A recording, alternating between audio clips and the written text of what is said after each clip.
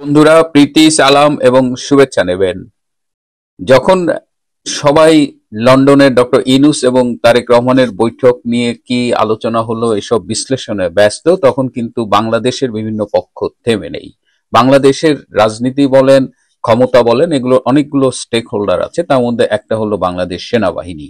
বাংলাদেশ সেনাবাহিনীতে যারা উচ্চ পদস্থ অফিসার রয়েছেন তাদের সবাইকে, যদি কেউ ছুটিতে থাকেন সেই ছুটি বাতিল করে আজকের মধ্যে 14 জুন স্ব কর্মক্ষেত্রে যোগ দিতে বলা হয়েছে। এটা একটা খুব সিগনিফিক্যান্ট একটা ওয়ার্ডার, যেটা ঈদের পর থেকে বলা হচ্ছিল যে সেনাবাহিনী যে রাজপথে আছে আইন শৃঙ্খলা নিয়ন্ত্রণে, তারা আগের চাইতে যে কোনো সময় চেয়ে কঠোর ভূমিকা পালন করবে, এবং সেটা এই ঈদের পরে আমরা সেটা দেখতে পাবো। এবং আগে বলা হয়েছিল সেনাবাহিনীর মাঠ পর্যায়ের প্রতি নির্দেশ ছিল যে তারা যেন লোকজনের গায়ে হাত না দেয়, কিন্তু সেই জায়গাটাও শিথিল করে বলা হয়েছে যদি কেউ অন্যায় করে তাহলে স্পটেই তার আহ, নিতম্বে বা পশ্চাৎ দেশে কয়েক ঘা দেওয়া যাবে, যেন পশ্চাৎ দেশ লাল করে দেওয়া হয়। এরকম একটা ইনস্ট্রাকশনও ইনফরমালি দেওয়া হয়েছে। শুধু বলা হয়েছে যেন কোনো অবস্থায় এই ব্যাপারগুলো যে পিটাচ্ছে এগুলো যেন ভাইরাল না হয়। কিন্তু এই ভাইরাল না হওয়াটা ঠেকানো খুব কঠিন হয়ে যাচ্ছে, কারণ দেখা গেল যে আর্মিও এখন মোবাইল ফোনে ভিডিও করে ভাইরাল করে। তো যাই হোক, আর্মির সিনিয়র অফিসাররা সব কল্ড হয়েছেন।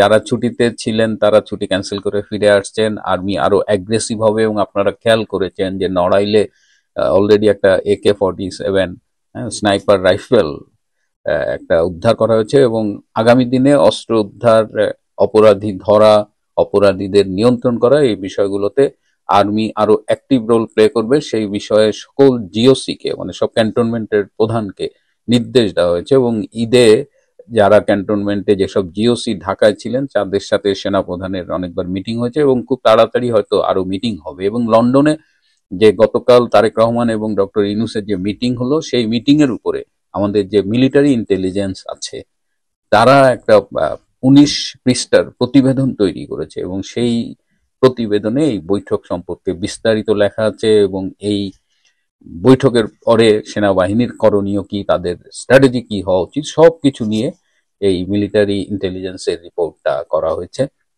রিপোর্টটা খুব স্পর্শকাতর, এবং I could have an access, আমি চাইলে হয়তো একটা অ্যাক্সেস পেতাম, বাট আমি সেটা দেখিনি বা আমি চেষ্টা করিনি। শুধু জানি যে army is seriously analyzing this meeting. আর্মির ভেতরে একটা অসন্তোষ বরাবরই ছিল, কিন্তু গতকাল সেটি আরেকটু বেড়েছে। যে গতকালের মিটিং এ আমাদের জাতীয় নিরাপত্তা উপদেষ্টা ডক্টর খলিলের যে তাদের মতে যে বাড়াবাড়ি দেখা গিয়েছে, যে খলিল, কিন্তু আমি গতকাল বলেছি খলিলকে হিরো বানানো হয়েছে। তো ডক্টর খলিলের এই যে কালকে মিডিয়ার সামনে আসা, এইটা নিয়ে আর্মিতে একটা নেতিবাচক প্রতিক্রিয়া হয়েছে। আর্মি মনে করে যে কোনো দেশের কেউ যদি জাতীয় নিরাপত্তা উপদেষ্টা হন তাহলে মিনিমাম তার কিছু সিকিউরিটির ব্যাপারে ব্যাকগ্রাউন্ড থাকা দরকার। সিকিউরিটি নিয়ে কাজ করেছেন, সিকিউরিটি বোঝেন, এরকম একজন লোক সাধারণত জাতীয় নিরাপত্তা উপদেষ্টা হন। কিন্তু ডক্টর খলিলকে আমরা যেভাবে চিনি জানি, তার সেরকম সিকিউরিটি রিলেটেড কোনো এক্সপেরিয়েন্স বা ব্যাকগ্রাউন্ড নেই। So Khalil was never welcome to Bangladesh army. তো গতকাল সেই আগুনে আবার ঘি ঢালা হয়েছে। এদিকে এই যে ডক্টর ইনুস তারেক রহমানকে 31 মে ক্রিমিনাল বললেন, তারেক রহমানের বাবাকেও ক্রিমিনাল বললেন, এবং কি এমন ঘটনা ঘটেছে যে মাত্র 2 সপ্তাহের মাথায় তিনি লন্ডন ছুটে গেলেন, রাষ্ট্রীয় টাকা খরচ করে তিনি তারেক রহমানের সাথে দেখা করতে গেলেন। এটার কারণ কি?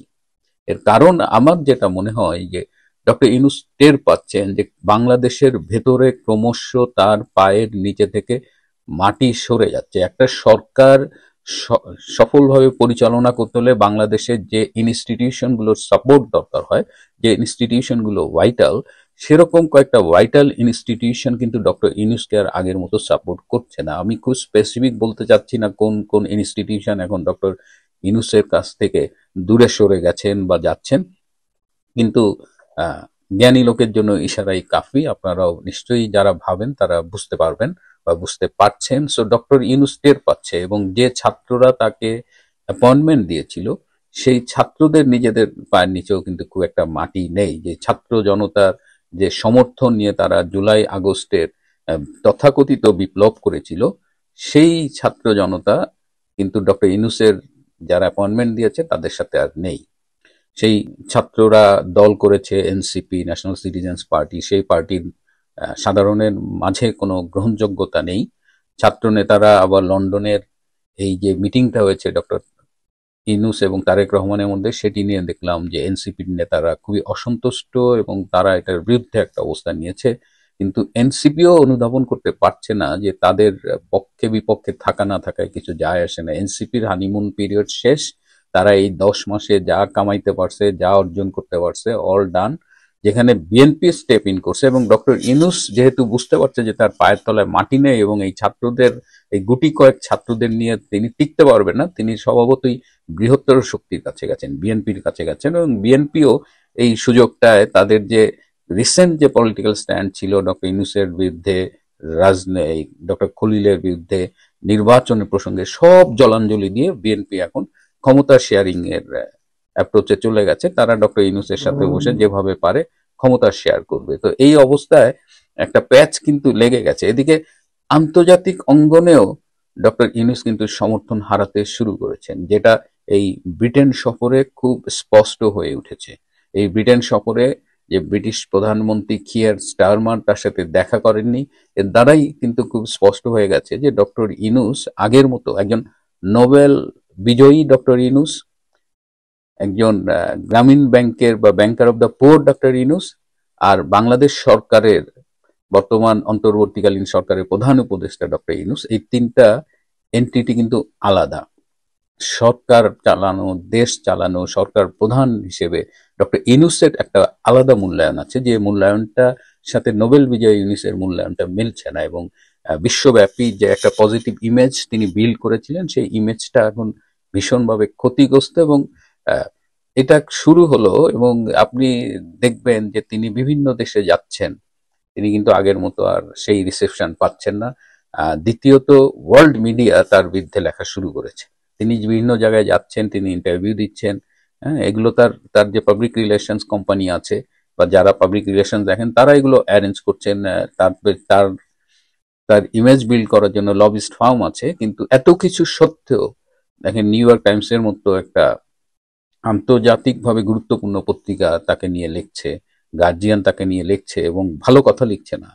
তার বাস্তব অবস্থাগুলো, তার যে জঙ্গি প্রীতি, ইসলামী উগ্রবাদের উত্থান তার আমলে, তার সন্ত্রাস নিয়ন্ত্রণ করতে না পারা, বাংলাদেশের মতো একটা রাইজিং ইকোনমিক ফোর্সকে ধ্বংসের পথে নিয়ে যাওয়া, এবং এই সব কিছু তো মানে অন্ধ হলে তো আর প্রলয় বন্ধ থাকে না। তো সব কিছুই কিন্তু মানে বিশ্ব দেখছে এবং ডক্টর ইউনূস এটাও টের পাচ্ছেন যে আগের ডক্টর ইউনূস আর নেই। এই 10 মাসে তিনি তার সারা জীবনের অর্জনকে প্রশ্নের মুখে ফেলেছেন এবং এই কারণে তিনি বাধ্য হয়ে বিএনপির কাছে ছুটে গেছেন। এবং এই বিএনপি, বিশেষ করে তারেক রহমানের আর্মির কাছে তারেক রহমানের গ্রহণযোগ্যতা কতখানি, এটি একটি ভেবে দেখবার মতো বিষয়। কারণ 2006 সাল পর্যন্ত, 2001 থেকে 2006 সাল পর্যন্ত আর্মির সাথে তারেক রহমান যে ব্যবহারটা করেছে, আর্মির সাথে তারেক রহমানের যে একটা নেতিবাচক সম্পর্ক গড়ে উঠেছিল, যার ফলে 2007 সালে তারেক রহমান গ্রেপ্তার হওয়ার পরে আর্মি কিন্তু তাকে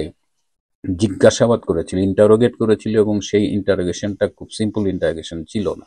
হ্যাঁ, আর্মির হাতে তারেক রহমান যথেষ্ট শারীরিকভাবে নিগৃহীত হয়েছিলেন। তো সব মিলিয়ে সে আর্মির সাথে তারেক রহমানের সেই সম্পর্কটা আগের মতোই তিক্ত আছে কিনা, এটা একটা বিষয়। ডক্টর খলিল যখন লাফালাফি করছে, আর্মি সেটা কিভাবে দেখছে সেটা আরেকটা বিষয়। এবং আর্মি এই নিকট ভবিষ্যতে কতখানি স্ট্রং অবস্থান নেবে, আর্মির সাথে ডক্টর ইউনূসের সম্পর্ক কি, এটা আপনারা জানেন, আমি নতুন করে বলতে যাচ্ছি না। তো সব মিলায়ে যে লন্ডনে বসে ডক্টর তারেক রহমান এবং ডক্টর ইউনূস যেটা আলোচনা করেছেন, সেটা একটা পক্ষ, ঘটনার আরো পক্ষ আছে। সেই আর্মি আছে, বাংলাদেশের প্রশাসন আছে, বাংলাদেশ আওয়ামী লীগের একটা রাজনীতি আছে। তো সব মিলিয়ে মানে আমাদের পুরো বিষয়টা সামগ্রিকভাবে দেখতে হবে, যে শুধু একটা বৈঠকেই বাংলাদেশে সবকিছু নির্ধারিত হয়ে যাবে, অন্যরা বসে বসে আঙ্গুল চুষবে, এটা ভাবার কোনো কারণ নেই।